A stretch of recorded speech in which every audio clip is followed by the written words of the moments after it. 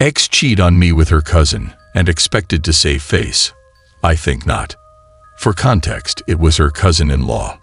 Let's start this story by saying this happened 12 years ago. I'm now happily married with 3 children and regret absolutely nothing. I was with my new ex for 3 years. I had noticed that she was being extremely controlling. I was expected to give every little detail of my day and tell her my schedule in advance, and if I deviated from that, she would be very upset. She chalked it up to just bad feelings she was having and shrugged it off as her paranoia for past relationships of infidelity. I had never once cheated or strayed, and I never gave her a reason to act like this. It felt unbecoming of my fiancé to act in such a way. Now this is where it gets juicy. After she had asked for my schedule to make plans, as mine tends to be more hectic than hers, I noticed she was texting someone. In my line of work, if I put in more than 40 hours, I have the ability to take time off at will as long as the work is completed at a later date. I was very good friends with a brother, and still am. We laugh about this to this day, and he actively reminds her of it. I messaged him stating I wanted to do something special for her a little bit earlier than our anniversary to make sure it was a special surprise. They both worked in the same fabrication facility. He was a fabricator and she a shipping manager. He was kind enough to let me know her schedule. That's where the discrepancy falls into place. Without my knowledge, she was foregoing overtime. She worked 12-hour shifts Monday through Friday, with the exception of Wednesday, when she would only work half a day. She had been taking Wednesdays off right around the time that she started getting extremely controlling. Lucky for me, I had stacked several days of leisure time up, so taking the Wednesday off for me was not an issue. A few days go by, and Wednesday's here. I put on my work gear and leave for work. I was expecting her to leave as our apartment complex had 2 exits on the same road I could see directly across from a shopping center. So I parked my car near the back and waited. After about an hour, I noticed a very specific red Mustang with a specific decal on the back window. It was her cousin by marriage. I had also done my due diligence to take an old laptop, which we kept on our desk in an office area with a full view of the living room, bedroom door, and bathroom plus the kitchen. I had set it up for remote access and had it alert me when the webcam noticed movement. Giving her the benefit of the doubt, I thought he may be dropping something off or coming over to assist her with something, as her family sometimes does. Sure enough, a message came through, so I remote into my laptop. He walks through the door without skipping a beat. She unbuttons his shirt and begins kissing him. I created a URL link for the live stream. And as she was preoccupied, we had a family group text and a friend group text. They were both part of it, but at the current time, they were currently indisposed and didn't look at their phones. They didn't even wait. They could have gone to the bedroom, but no, they decided to get freaky-deaky right there on the couch.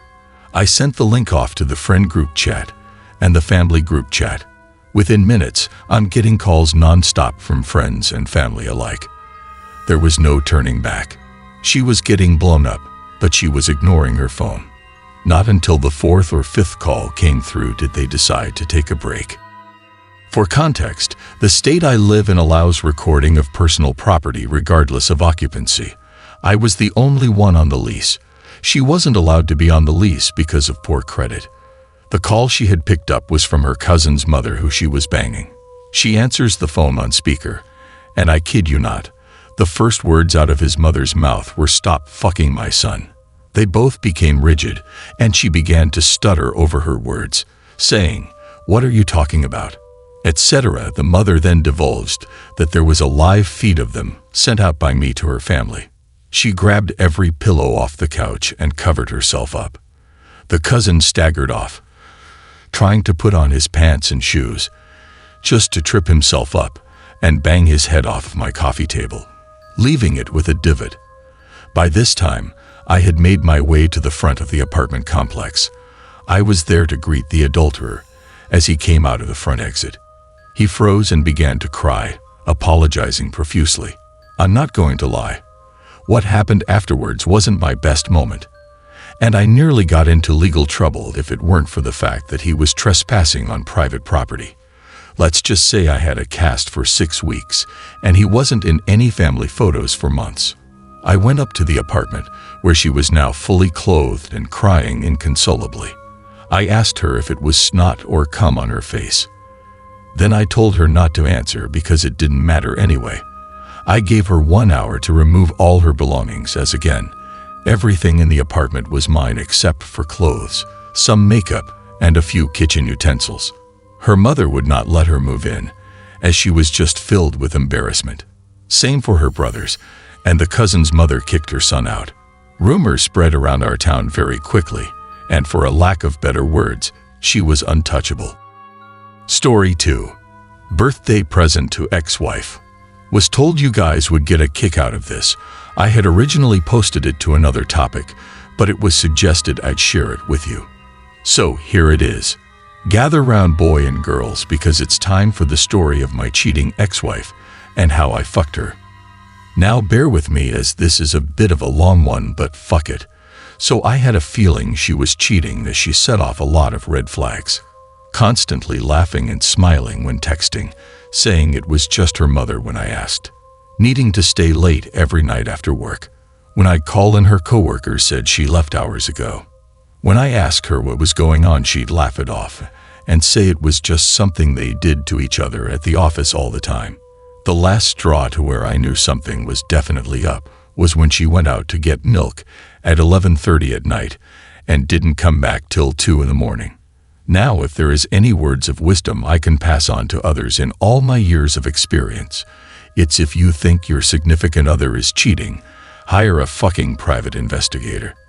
They're goddamn good at what they do, and they will get some evidence that really helps in the later divorce. Fast track to her birthday, several months down the road. Now I know what you're thinking. Why the hell did I wait months before I confronted her, and did it really need to be on her birthday?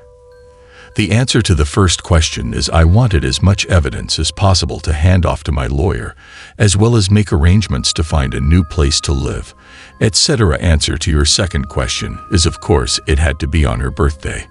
You see, after asking her what she wanted to do on her birthday this year, she was rather insisted on me going out of town with my friends, as she just had to work anyways and didn't want to be reminded she was aging.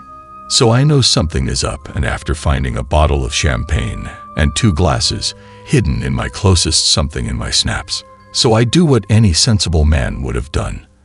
I leave and go to my friend's house pretending like I am going out of town. While there, I call up her mother, father, sister, and several of her friends. I tell them how I want to give her a big surprise by sneaking into her room with party streamers, kazoos, and a big cake with candles. Sounds fun, right? Well, boy, was it. It's 8:30 in the morning, and I have everyone met just outside our apartment. We all pile in the elevator, about 8 of us in total, her mother holding the cake and me reminding everyone to be as quiet as they can be.